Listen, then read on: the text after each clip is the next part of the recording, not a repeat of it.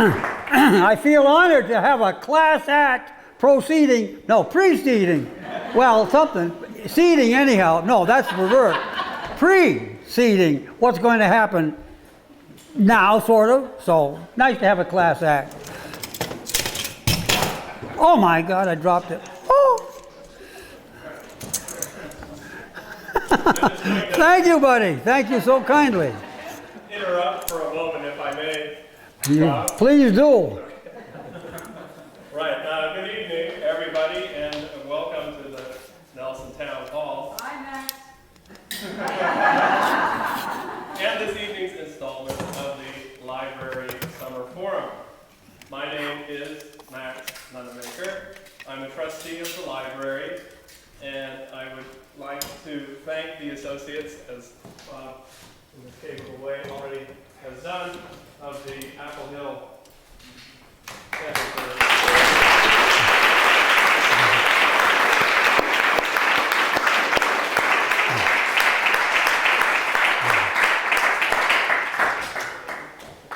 tonight, of course, we have Bob McQuillan, but before we turn him loose on you, I'd like to remind us all that next week, Thursday, July 21st, the naturalist Al Stoops will be presenting a walk in the woods of Nelson at 7 p.m. with music by Hunt Smith and Allison Aldrich at 6:45. So we're looking forward to that. Then, the week after, on Thursday, July 28th, our very special guest tonight, and he's, I'm sure, already introduced himself to you many times before. A treat, a joy. Shall we very warmly welcome Mr. Bob McQuillan.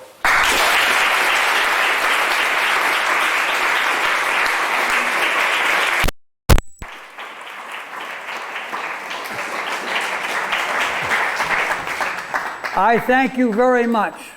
I'm very pleased to be here. This Nelson Town Hall, by the way, how do you like my hat? I'm happy with my hat. It's a happy hat. So anyways, I have spent a lot of time, not consecutively, but off and on, in this hall. I think the first time I came here was around 1949. It might have been a couple of years earlier. I'm not sure. Now I'm going to sit down now. Do you mind? Is that all right? Thank you.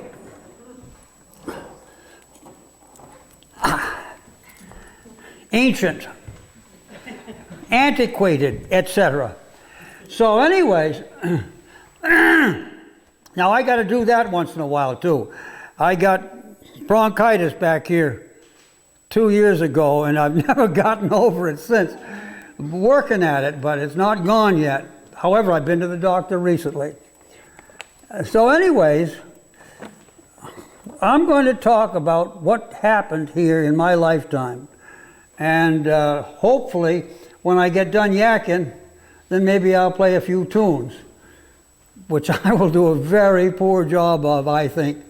And you can be the judge of that. So without further ado, let's start talking about back 1947.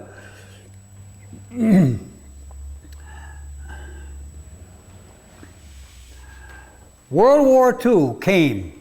Thank God it went too. But it's over with. And in the summer of 46, when I got discharged, why, I wound up going to a dance over in Francistown.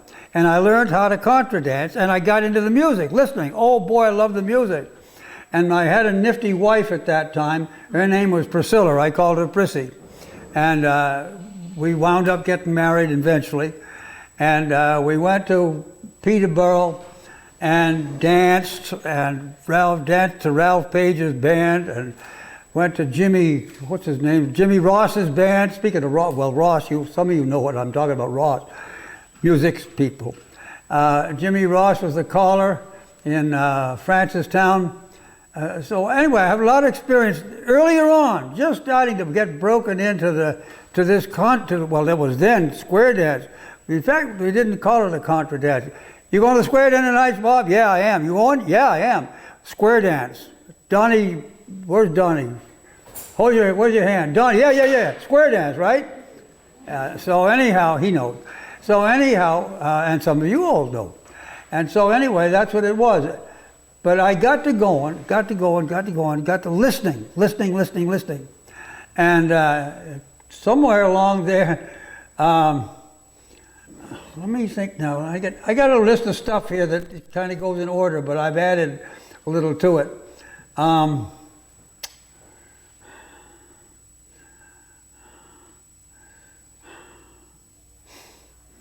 Quiet, isn't it?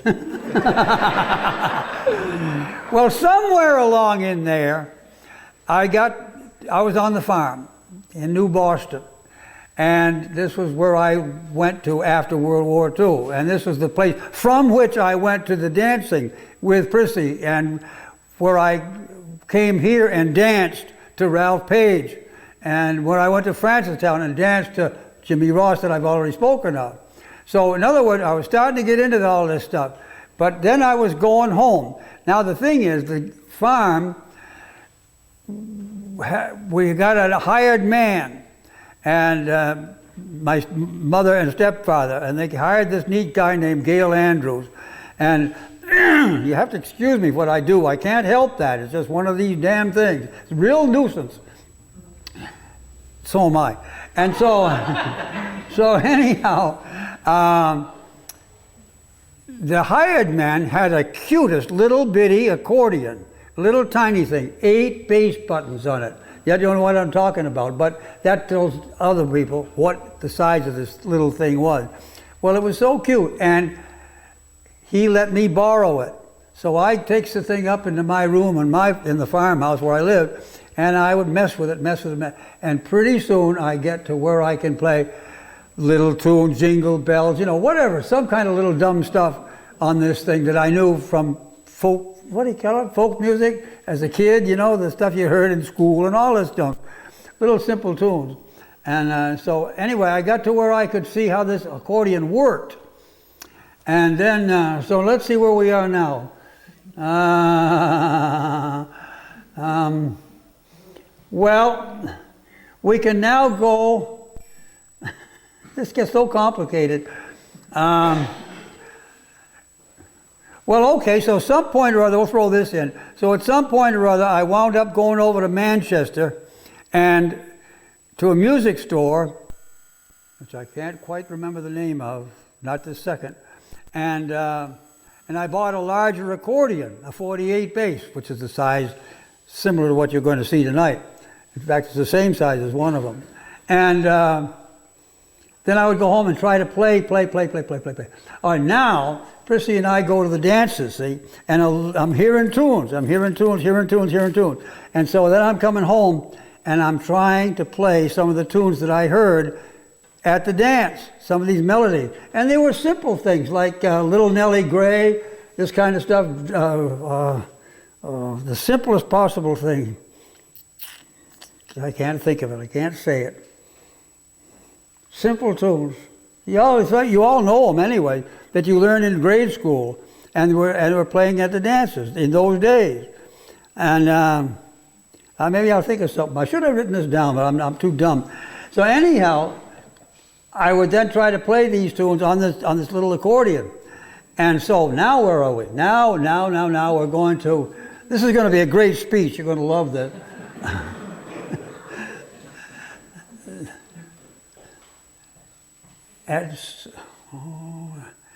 Oh yeah. So now he goes to the dance, Prissy and I, to Nelson, in the Nelson Town Hall. And lo and behold, the music was being provided by Newt Tolman and his brother Fran Tolman. And in those days, how the dickens do you remember who's who? How would I know who was Newt, and how would I know who was Fran? Well, it's very, very simple. Newt, the flute. and Fran piano. So that's how I kept them categorized, if you will, how I learned the name, Newton Fran. So anyway, that's that. Now you know about that. Now what's next? Oh, so then it goes to the dance in Peterborough, which Ralph Page is calling, and Prissy and I went and we danced and we danced and we danced. And that went on and on for quite a while. And then lo and behold, Ralph lost a musician. And the reason he lost him was because poor Frankie sat on a high stool like that one right there, exactly like that. And he played a banjo. The only trouble with Frankie was that not only did he play a banjo with one hand, but he had a bottle in the other. Well, he didn't, you couldn't see it, but he certainly had one that he worked. And he was getting intoxicated. Anyway, he lost his job. Ralph Page let him go. I'm still coming to the dances. No Frankie on the stool. No stool. No Frankie. No banjo. I says to Ralph one night at a dance, hey, I got to know him then. I said, hey, Ralph, if I brought an accordion over some night, could I sit in with you guys? And he says, bring it next week, Bob. I did.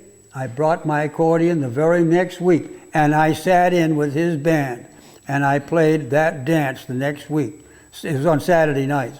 Played the dance the next week, got all done. And the beauty of it was that I knew quite a few of the tunes that they were playing because I had been going to the dances.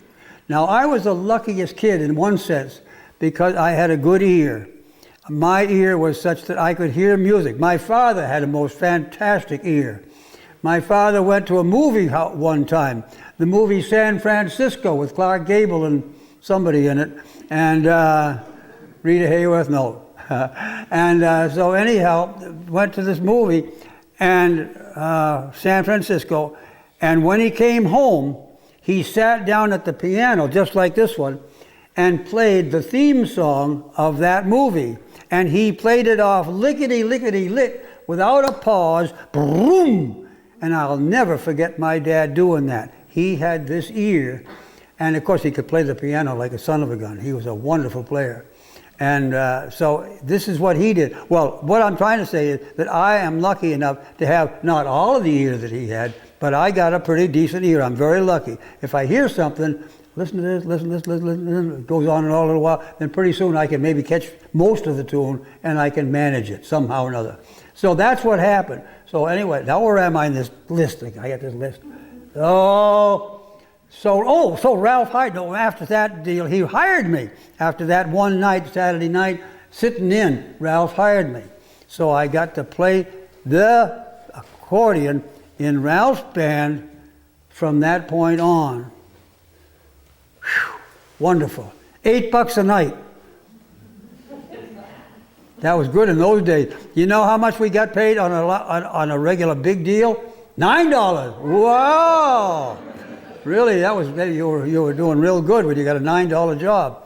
But $8 is what it was. And we were all very happy. That was the amount in those days. So now let's see where we are. We got the money. We got the, well, yeah. Well, I got to play here in Nelson. Got to play with Ralph here in Nelson. He told me, and maybe he told others, I'm sure he did. He says, they've been dancing here a long while. I says, how long, Ralph? He says, they've been dancing here for 300 years. And he knew. Ralph was no question about it. You can go, you'll have to check the records somehow. I don't know how you're going to do this, but if you want to, you can go check the records and you will discover that Ralph Page said 300 years.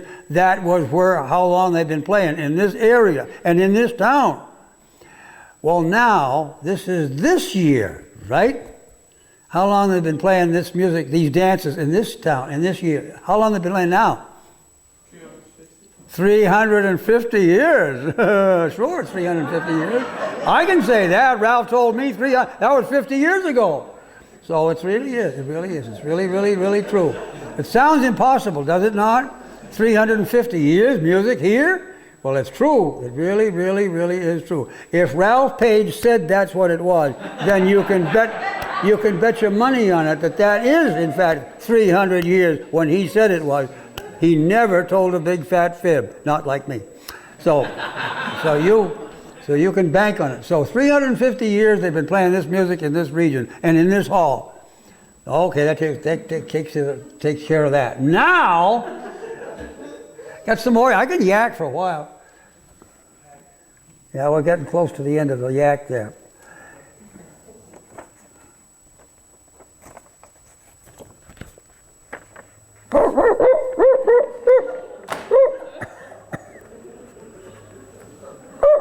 Oh, excuse me, I forgot I was the dog. All right, now where am I?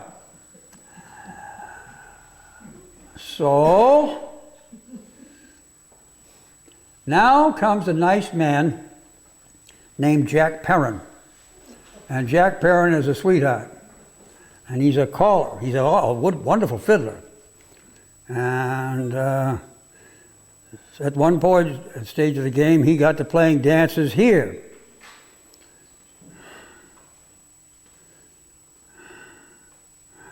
He had a band, and lo and behold, I got to, called the Canterbury. No, that's Dudley. Jack Perrin was a fiddler. No, he was a fiddler. Is a fiddler, but he was also a very fine caller. And so he started running dances here. I think that's how this works. Some of the stuff I'm going to tell you, I can't back up knowing what I'm talking about, guarantee. I can't back it up and guarantee it's so. The thing about it is I'm not certain about the time, the years, the when, but it all happened at some stage of the game. So we'll just keep on moving. So anyways, here we are with Jack Perrin, who's running dances here in this hall, and lo and behold, there comes another dude along, whose name is Dick Neville, who's a good friend of Jack Perrin's, and he teams up with a guy named Bob Fiore, who lives over towards Keene, and the two of them come in here with cameras and all this stuff, and they start photographing this whole business that's going on, and the dancing that's going on, and everybody's having a wonderful time, and Jack Perrin is calling, and these guys are I can't say it, can I? What did they do? And they record all of this stuff. Lo and behold, out of all of that stuff, they make a record. No, they don't either. They make a tape. Yeah, they make a video. There we go. They make a video called Country Corners. And some of you, how many know about Country Corners? Whoopee, that's great. Thank you. Well, so Country Corners, anyhow. And so this tape comes out, and it's also, you can get it nowadays from David Millstone? No, not from Dave Millstone. You can get it from the guy over in Great Meadows Music. And you can get it around. You can get it at the Toadstool bookstore, too, by the way. You can get it at the library. And the library. Yeah. Anyway, you can get to watch Country Corners via various sources. Now, what have we got? Now we got the various sources. I got to look at my map here. So that's